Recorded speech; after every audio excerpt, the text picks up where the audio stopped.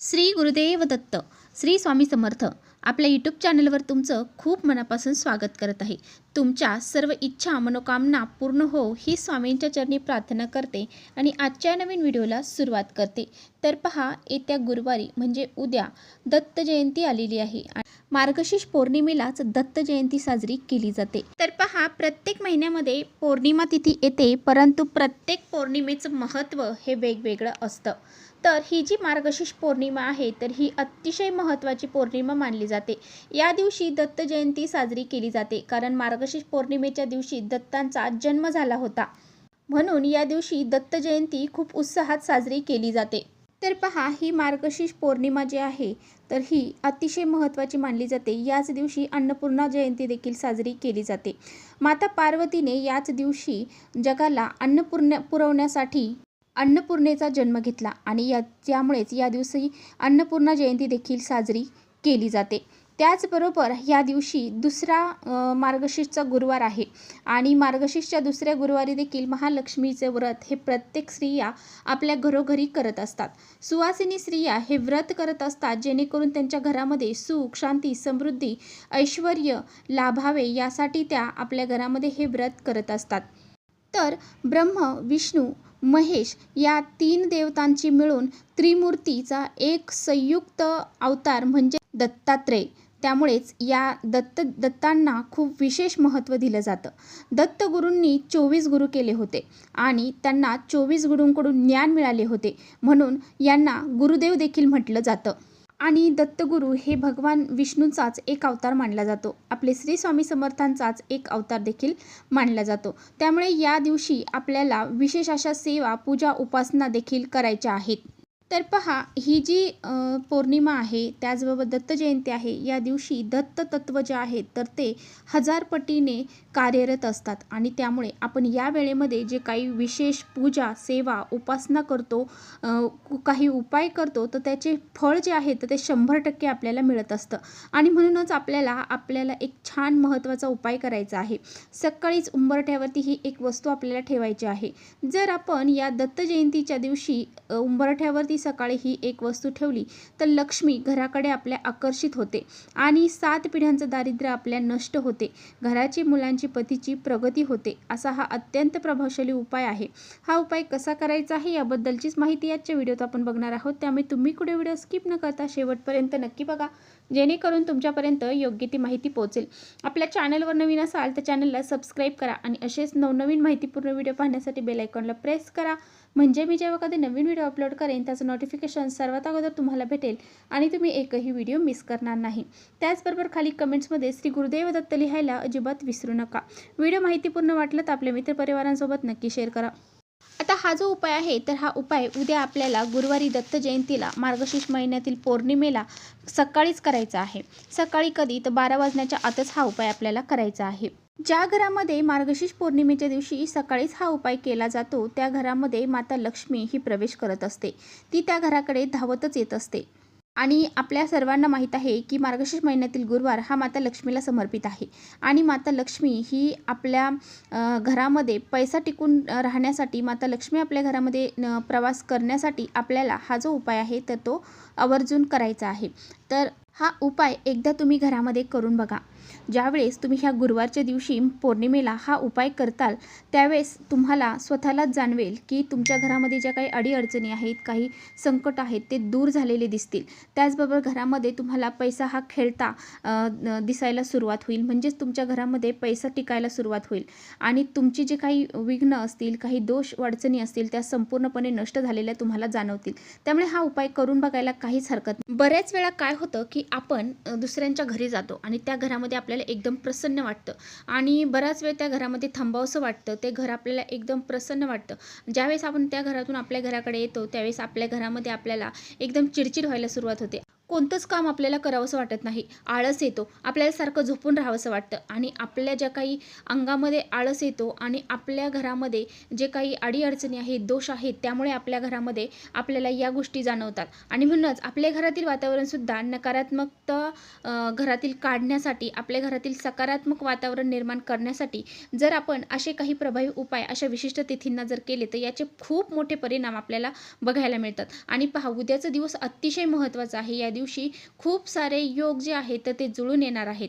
कारण या दिवशी मार्गशीर्ष महिन्यातील दुसरा गुरुवार आहे, दत्त जयंती आहे, मार्गशीर्ष पौर्णिमा देखील आहे आणि त्याचबरोबर या दिवशी सर्वार्थ सिद्धी योग, रवी योग हे जुळून येत आहेत. त्यामुळे या दिवशी अनन्यसाधारण महत्त्व या दिवसाला प्राप्त झालेलं आहे. या दिवसाचं सोनं करायला तुम्हाला काहीच हरकत नाही.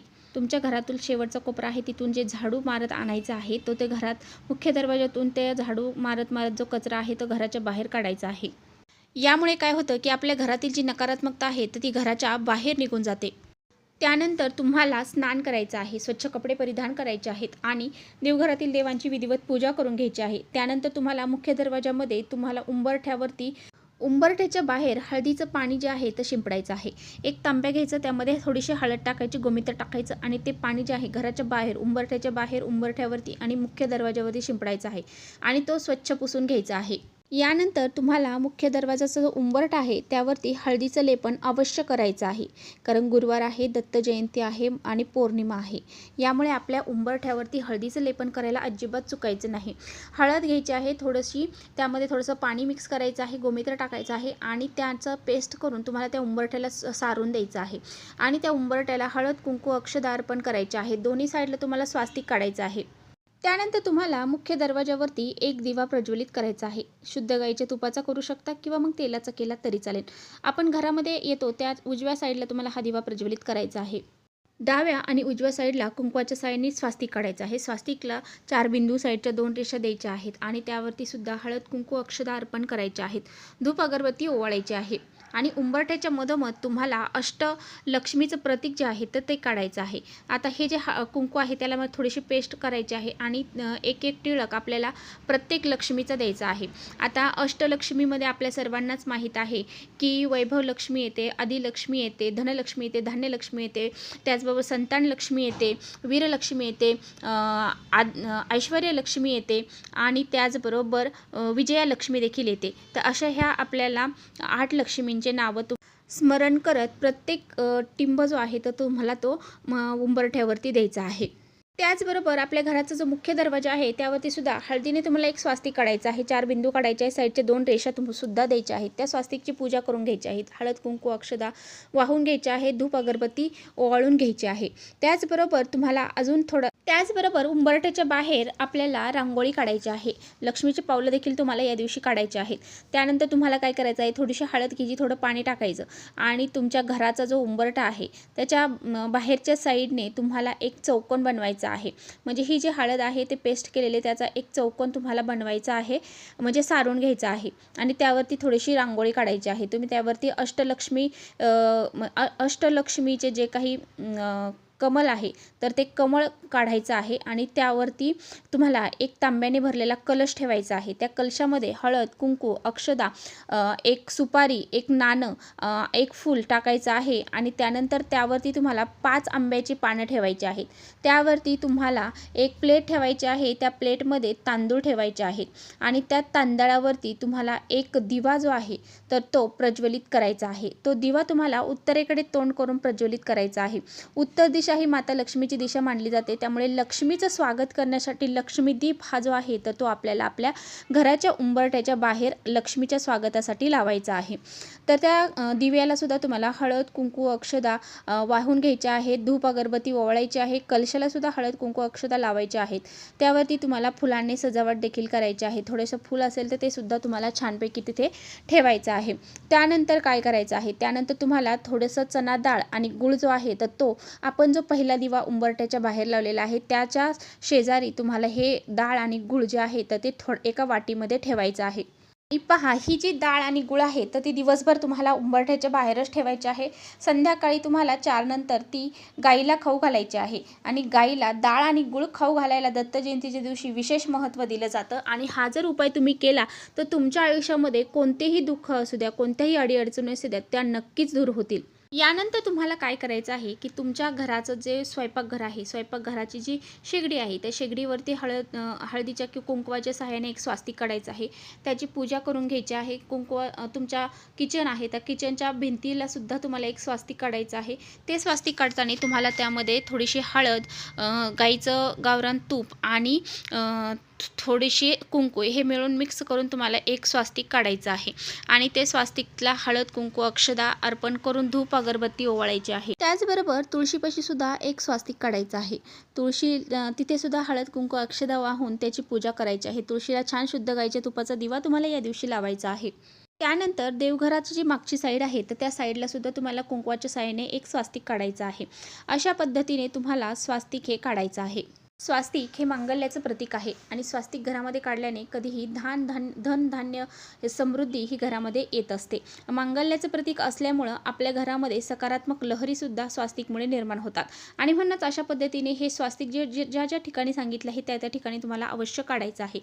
त्याचबरोबर तुम्हाला या दिवशी जे काही आपण कलश भरून ठेवलेला आहे बाहेर उंबरठ्याच्या, तर तो दुसऱ्या दिवशी तुम्हाला त्यातलं पाणी जे आहे ते इतर कोणत्याही झाडांना घालून द्यायचं आहे. ते आंब्याची पानं जी आहेत तर ती निर्माल्यामध्ये टाकून द्यायची आहेत. आणि जे तांदूळ आहेत तर ते पक्ष्यांना खायला द्यायचे आहेत. आणि जो दिवा आहे तर तो परत स्वच्छ करून तुम्ही वापरू शकता. अशा पद्धतीने हा उपाय तुम्हाला उद्या आवर्जून करायचा आहे. तर चला, इथेच थांबवते. माझा व्हिडिओ थोडा जरी आवडला असेल तर नक्की लाईक करा. चॅनलवर नवीन असाल तर चॅनलला सबस्क्राईब करा. परत भेटूया अशाच छानशा व्हिडिओसोबत. तोपर्यंत श्री स्वामी समर्थ.